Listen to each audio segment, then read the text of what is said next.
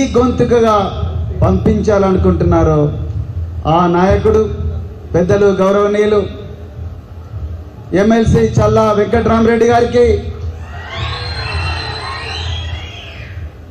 అదేవిధంగా నేటి ముఖ్య అతిథి పెద్దలు గౌరవనీయులు మాజీ ఐటీ శాఖ మంత్రివర్యులు, టిఆర్ఎస్ వర్కింగ్ ప్రెసిడెంట్, మరి తెలంగాణ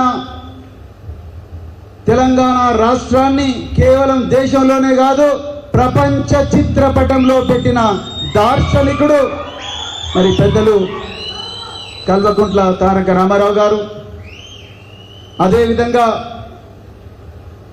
మరో మాజీ మంత్రివర్యులు కేసీఆర్ గారికి చేదోడు వాదోడుగా మరి తెలంగాణలో కేసీఆర్ గారి మార్గదర్శనంలో ఒక హరిత విప్లవానికి ఆద్యులైన పెద్దలు గౌరవనీయులు శ్రీ సింగిరెడ్డి నిరంజన్ రెడ్డి గారు మాజీ మంత్రివర్యులు, మరో నడిగడ్డ ముద్దుబిడ్డ స్థానిక ఎమ్మెల్యే శ్రీ విజయుడు గారు, అదేవిధంగా మరో నడిగడ్డ ముద్దుబిడ్డ గద్వాల ఎమ్మెల్యే శ్రీ బండ్ల కృష్ణమోహన్ రెడ్డి గారు,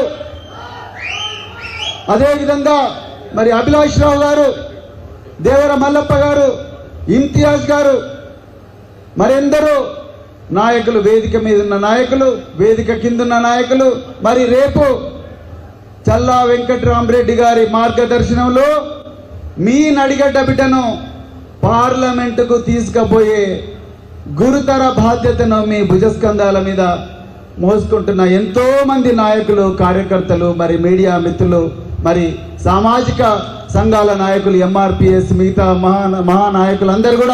అందరికి కూడా హృదయపూర్వక ధన్యవాదాలు తెలుపుతూ మరొక్కసారి జై తెలంగాణ.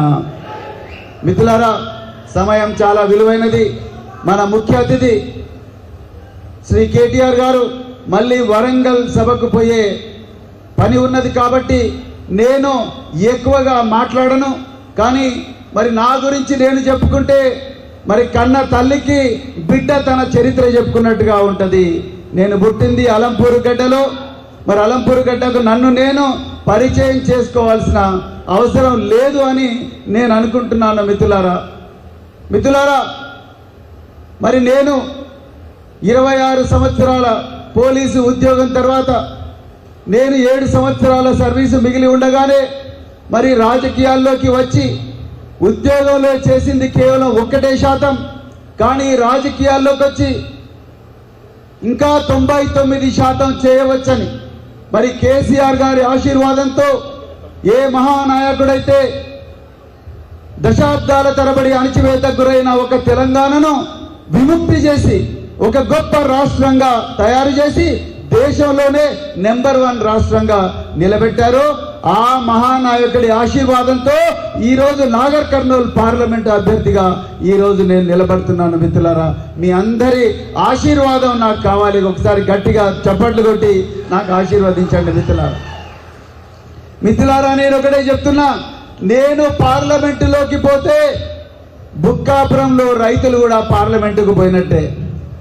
నేను పార్లమెంటుకు పోతే అలంపూరు బాలబ్రహ్మేశ్వర స్వామి దేవాలయంలో అమ్మ జోగులాంబ మహాతల్లి దేవాలయంలో, పాపనాశి దేవాలయంలో మరి అర్చన చేస్తున్న పూజారులు కూడా పార్లమెంటుకు పోయినట్టే. నేను పార్లమెంటుకు పోతే ఇటికాలలో ఉండే రైతులు, తుమ్మిళ్లలో ఉండే రైతులు, ఐజలో ఉండే కార్మికులు, అదేవిధంగా నిరుద్యోగులు ఉండవెల్లిలో కానీ అలంపూరులో కానీ, అదేవిధంగా మానపాడులో కానీ పుల్లూరులో కానీ ఉండే నిరుద్యోగులు కూడా పార్లమెంటుకు పోయినట్టే. నేను ఒక హోదా కోసమో లేకపోతే మరి ఒక దోపిడీ కోసమో రాలేదు. నేను మీ అందరికీ సహాయంగా ఉండడం కోసం మన ప్రాంతానికి రావాల్సిన న్యాయబద్ధమైన నిధులు కేంద్ర ప్రభుత్వం నుండి ఏ విధంగా తీసుకురావాలి, స్థానిక ఎమ్మెల్సీ చల్లా వెంకట్రామరెడ్డి గారు, అదేవిధంగా మరి ఎమ్మెల్యే విజయుడు గారు, అదేవిధంగా బండ్ల కృష్ణమోహన్ రెడ్డి గారు, అదేవిధంగా మరెందరో నాయకులు, నడిగడ్డ నాయకులు, మీ అందరికీ ఒక తోడుగా ఉండడానికి వచ్చిన మిత్రులారా, మీ అందరికీ ఏ సహాయం కావాలన్నా మీకుండే స్థానిక నాయకులతో పాటు నన్ను కూడా దయచేసి వాడుకోండి. అదొక్కటి నేను మీ అందరికి కూడా చెప్పాలనుకున్నా. మీ అందరికీ ఎలాంటి అనుమానాలు ఉండాల్సిన అవసరం లేదు. మీరు నన్ను ఎంపీగా గెలిపించిన తర్వాత నిరంతరం మీ మధ్యనే ఉంటా, మీకోసమే పనిచేస్తా, మీ నాయకుల మార్గదర్శనంలోనే పనిచేస్తా. తప్పకుండా మీ సమస్యలు నా చేతనైనంత మేరకు పరిష్కరించే ప్రయత్నం చేస్తా. ఇప్పుడే చల్లా గారు చెప్పారు, ఈ ప్రాంతం మరి 3 రాష్ట్రాల మధ్యనున్న ప్రాంతం. ఇది ఆంధ్రప్రదేశ్, కర్ణాటక, తెలంగాణలో భాగం. ఈ ఆంధ్రప్రదేశ్, కర్ణాటక ఇంత గొప్ప మరి భౌగోళిక పరిస్థితి ఉన్న ఈ ప్రాంతం, 2 నదుల జీవనదుల మధ్యలో ఉన్న ఈ ప్రాంతం ఎంతో గొప్పగా అభివృద్ధి చెందాల్సిన ప్రాంతం ఇప్పటికి కూడా ఇంకా వెనుకబాటులో ఉన్నది. రైతన్నలు ఇప్పటికి కూడా బాధలో ఉన్నారు. అందుకొరకు వీళ్ళ జీవితాల్లో వెలుగు నింపడం కోసం, వీళ్ళ పిల్లల జీవితాల్లో వెలుగు నింపడం కోసం రాబోయే రోజుల్లో సైనిక స్కూళ్ళ గురించి కేంద్ర ప్రభుత్వంతో కొట్లాడతాం, నవోదయ స్కూళ్ళ గురించి కొట్లాడతాం, ఇంకెన్నో గొప్ప గొప్ప కార్యక్రమాలు చేసి ఈ ప్రాంతాన్ని రాష్ట్రంలోనే కాదు దేశంలోనే మరొక్కసారి గొప్ప ప్రాంతంగా తీర్చిదిద్దే ప్రయత్నం మరి సిన్సియర్గా చేస్తానని చెప్పి మీకు చెప్తూ, మిత్రులారా దయచేసి మీ అందరి మీదనే ఇప్పుడు చల్లా గారు చెప్పినట్టుగా మరి నన్ను పార్లమెంటుకు పంపించే చరిత్రాత్మకమైన బాధ్యత మీ అందరి మీదనే ఉన్నది. పెద్దలు కేటీఆర్ గారు ఇక్కడే వేదిక మీద ఉన్నారు.